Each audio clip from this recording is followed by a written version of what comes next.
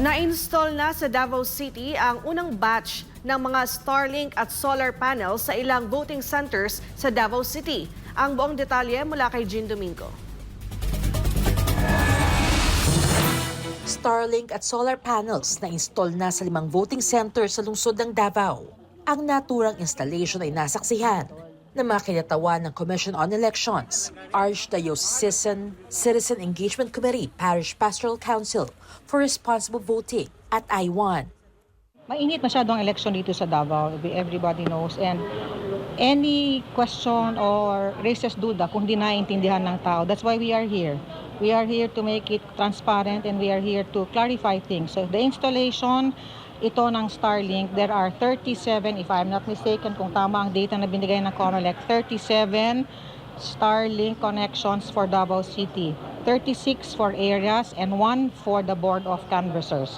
So today is the first day ng deployment to schools such as Bolton Elementary School, Magallanes Elementary School, Wireless Elementary School, Bukana Proper, and Kabakan, Bukana. So this will be done by 2 teams ng COMELEC, na meron din 2 teams ang ASP-PCRV with the Ateneo po. So we would like to see how it is being done. We also have asked questions sa aming IT. We have an IT committee. Paano, because the Starlink is supposed to be in areas na geographically isolated, disadvantaged areas, or GIDA. Layman's term, dead spot. Doon ilalagay. So gusto namin i-check kung 1, dead spot ba talaga. 2, we have coordinated as well with our IT committee. What if hindi dead spot at nilagyan ng Starlink? Ano ba ang vulnerabilities nito? So based sa IT IT committee namin, which is a professor ito ng Ateneo on he teaches as well hacking and cyber crimes. That's his specialty, and is a computer programmer. Si Judge Grandesa and a Professor Jerry Canale. So, ang sabi sa amin, it is more for economic gain. The more Starlinks, the more payments sa kanila. But no vulnerabilities pag naglagay ka ng Starlink in an area na hindi dead spot. But we would like to witness everything. At least we can report to you at hopefully malaman ng mga taong bayan po. Kinuha mula sa Davao City Police Office Headquarters ang nagsisilbing storage facility ng mga Starlink at solar panel. Once na may mailagay na sa mga voting centers, automatic na ang Davao City Police Office, the PNP, the station commanders na maglalagay ng mga PNP personnel para magbabantay anything na para sa election, babantayan yan ng Davao City Police Office po, ma'am. 24/7 yun? Yes, ma'am. Yes, ma'am. Until the election? Until mahuman ang election, ma'am. Nga wala na yung mahabilin ng mga paraphernalia sa election. Mula sa DCPO, unang isinagawa ang installation sa Bolton Elementary School na ayon sa naka-assign na guro ng paaralan ay maayos naman ang kanilang signal o connection nung mga nakarang halalan. Kaya posible na magsisilbing backup lamang umano ang Starlink na ilalagay sa paaralan. Ito lang jud siya. As far as I remember, 2019, nihinay siya kay daghan ng DCM daghan ng DCM na naadiri sa school. So basically, wala may problem with the connection? Yes, Ang ilang Starlinks ay dinala naman sa Magallanes Elementary School, Wireless Elementary School, Bukana Proper at 2 sa Kabakan, Bukana.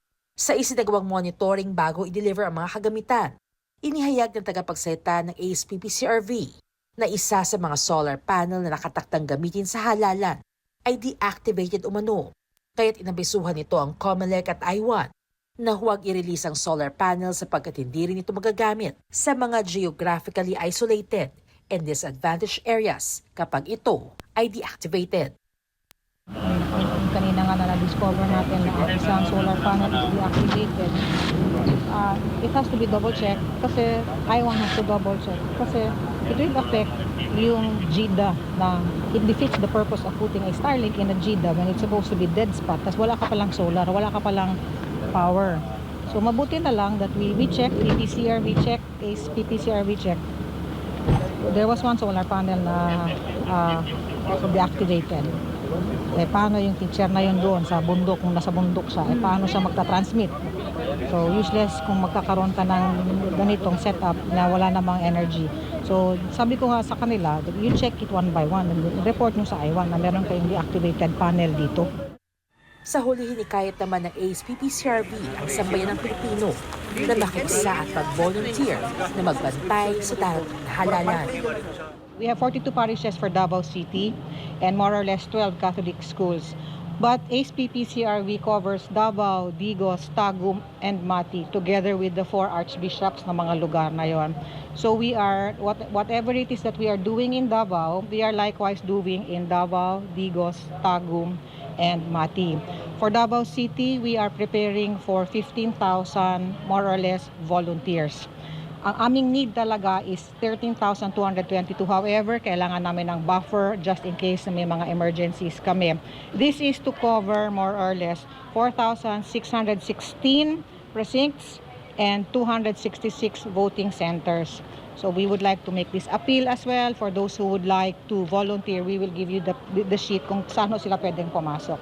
So that's the background of ASPP-CRV. So we are the watchdog here in Davao City, Digos, Tagum, and Mati. So lahat ng mga ginagawa for the elections, we will do our best to witness and to protect as well the integrity and the honesty of this election proper dito sa atin, sa area natin. Para sa Diyos at sa Pilipinas kong mahal, Jane Domingo, SMNI News.